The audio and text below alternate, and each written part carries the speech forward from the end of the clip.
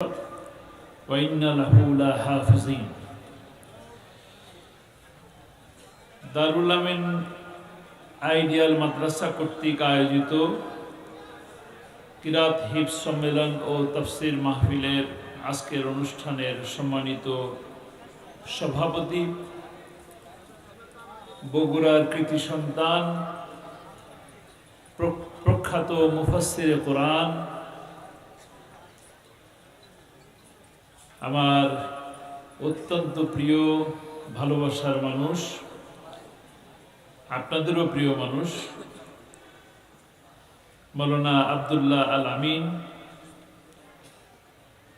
অনুষ্ঠান এবং মাদ্রাসা উদ্বোধন করে গেছেন। আমাদের হাজারো আলেমের ওস্তাদ, আমার পিতৃতুল্য এবং গোটা বাংলাদেশ সহ গোটা বিশ্বব্যাপী কোরআনের পরিচিত মুখ, বাংলাদেশ ইসলামী বিশ্ববিদ্যালয়ের প্রতিষ্ঠাতা চেয়ারম্যান আল্লামা সৈয়দ কামাল উদ্দিন জাফরি হাফিজুল্লাহ, বিশেষ অতিথি হিসাবে আছেন ডক্টর মোহাম্মদ আহসানুল হাদি, মাওলানা জাফর আহমদ মজুমদার এবং মঞ্চে উপবিষ্ট কোরআনের বিশ্বজয়ী কোরআনের পাখি হাফেজ মাওলানা জাকারিয়া এবং হাফেজ মাওলানা নাজমুস সাকিব, যারা দুজনই আমার কলিজার টুকরা, ভালোবাসার এবং শ্রদ্ধার মানুষ। অত্যন্ত বিখ্যাত একটি গান গেয়ে বিখ্যাত হলেন। একটু আগে সেই গান যিনি শোনালেন আমাদের প্রিয় স্নেহভাজন মাওলানা জুবায়ের আহমদ তশরিফ, মঞ্চে উপবিষ্ট উলামায়ে কেরাম, সম্মানিত সুধী মণ্ডলী, সুপ্রিয় সাংবাদিক এবং মিডিয়া কর্মী ভাইয়েরা, পর্দার আড়ালের মা ও বোনেরা, দূর দূরান্ত থেকে যারা আমাকে শুনছেন, শুনবেন, তাদের সকলকে আমার অন্তরের অন্তঃস্থল থেকে আসসালামু আলাইকুম ওয়া রাহমাতুল্লাহি ওয়া বারাকাতুহু। সর্বপ্রথম মহান মনিবের দরবারে শুকরিয়া আদায় করি যে আল্লাহ সুবহানাহু ওয়া তাআলা এত সুন্দর একটি পরিবেশে আমাদেরকে একত্রিত হয়ে কোরআনুল হাকিম থেকে কথা শোনার, সুন্দর তেলাওয়াত শোনার, সঙ্গীত শোনার যে সুযোগ আল্লাহ তাআলা করে দিলেন, সেই মহান মনিবের দরবারে বিনয় অবনত মস্তকে সমস্বরে আমরা সকলে বলি আলহামদুলিল্লাহ। রব্বানা লাকাল হামদ হামদান কাসীরান তাইয়্যিবান মুবারাকান ফি। আমরা শুকরিয়া জানাই, ধন্যবাদ জানাই আজকের এই মহতী অনুষ্ঠানের আয়োজককে। ধন্যবাদ জানানো উচিত কিনা? ভালো লাগছে আজকের অনুষ্ঠান? দারুল আমিন আইডিয়াল মাদ্রাসা যারা এই আয়োজন করলেন এবং শেরপুর শহীদিয়া আলিয়া মাদ্রাসা ময়দান যারা দিলেন, এই আলিয়া মাদ্রাসা কর্তৃপক্ষকে এবং দারুল আমিন আইডিয়াল মাদ্রাসাকে আপনাদের সকলের পক্ষ থেকে আমি অভিনন্দন জানাচ্ছি, ধন্যবাদ জানাচ্ছি, শুভেচ্ছা জানাচ্ছি। সেই সাথে দোয়া করছি আল্লাহ তাআলা এই মাহফিলকে, এই মাদ্রাসাকে কবুল করে নিন। আমরা যারা উপস্থিত হলাম এই মাহফিলের মাধ্যমে আল্লাহ যেন আমাদেরকে সেই কঠিন মুসিবতের সময়, বিপদের দিনে, সে হাসরের ময়দানে আল্লাহ যেন আমাদেরকে এই মাহফিলের কারণে নাজাতের উসিলা হিসাবে কবুল করে নেন। আমরা একটি সুন্দর কাজে এখানে এসেছি। সুন্দর কাজ কি? সব থেকে ভালো কাজ, সব থেকে ভালো কাজ কি? কোরআন শিক্ষা করা সব থেকে ভালো কাজ। কোরআন শিক্ষা, কোরআনের জ্ঞান নেওয়া, কোরআনের সাথে থাকা, কোরআনকে বোঝা, এর থেকে ভালো কাজ আর দুনিয়াতে কিছু নাই। আছে? কিছু নাই।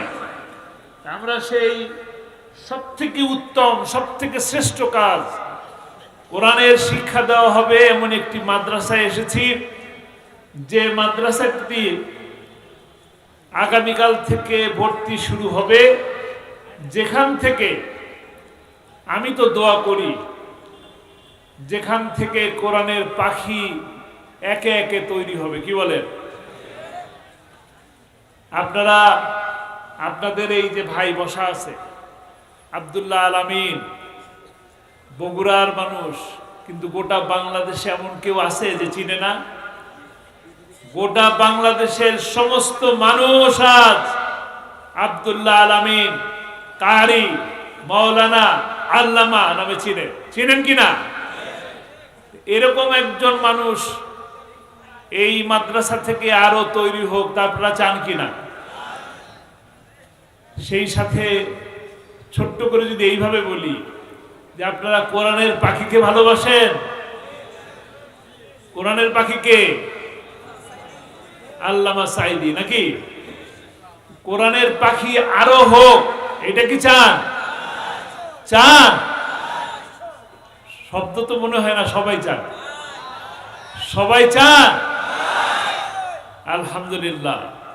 যদি সকলেই চান যে কোরআনের পাখি আরো তৈরি হোক, কোরআনের কথা বলার মতন মানুষ আরো তৈরি হোক, এমন যদি চান, তবে এই মাদ্রাসার সাথে সম্পৃক্ত হয়ে যাবেন। এই মাদ্রাসা ইনশাআল্লাহ কোরআনের পাখি আল্লামা সাঈদীর মতন আরো সাঈদী তৈরি করে দেবে ইনশাআল্লাহ। আসলে এর থেকে বড় ভালো কাজ আর কিছু হতে পারে না।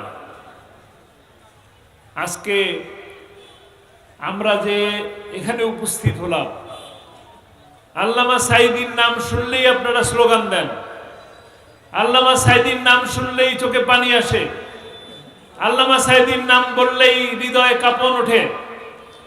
কেন? কেন তাকে এত ভালোবাসেন? কোরআনের জন্য। কোরআনের জন্যই যদি ভালোবাসা হয়, তাহলে কোরআনকে আমাদেরকে বুঝতে হবে, কোরআন পড়তে হবে, কোরআন বুঝতে হবে।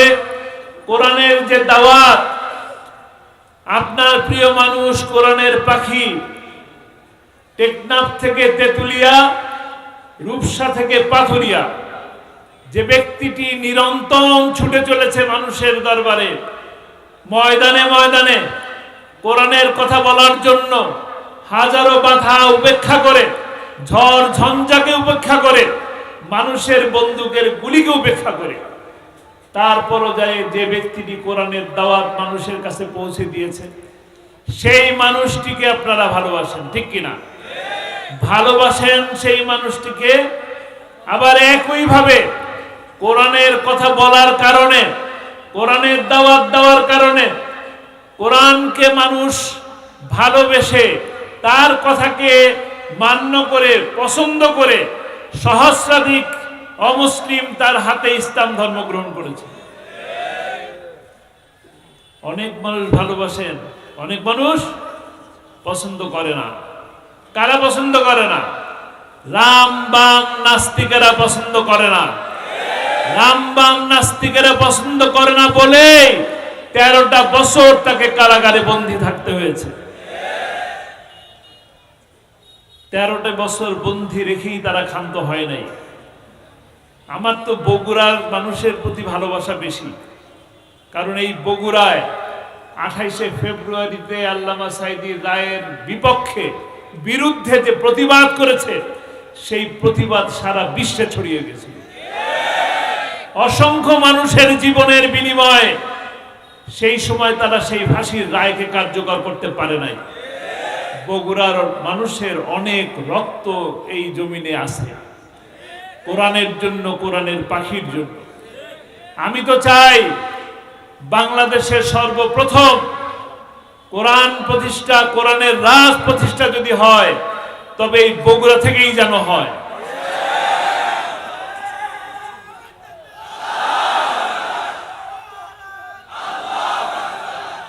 বগুড়ার মাটিকে আল্লাহ তাআলা কবুল করে নিন। বগুড়ার মাটিতে যে রক্ত পড়েছে, শহীদের সেই রক্তকে আল্লাহ কবুল করে নিন। যারা জীবন দিয়েছে তাদেরকে শাহাদাতের মর্যাদা দান করুন। সেই সাথে এই এলাকাকে আবাদ করে দিন, কোরআনের জন্য কবুল করে নিন।